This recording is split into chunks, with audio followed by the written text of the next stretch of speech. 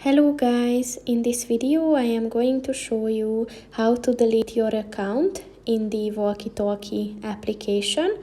But first I just want to mention, don't forget to subscribe to my channel, because at 10,000 subscribers I am going to show you my whole YouTube revenue statistics and growth strategy, as well as how to make money online. Let's jump into it. First of all, open the application on your phone. Then click on the profile button at the bottom of the page on the right. And then click on the settings button at the top of the page on the right.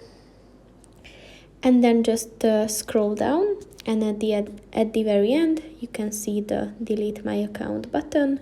So just click on that. And there's like a warning that your data will be removed and your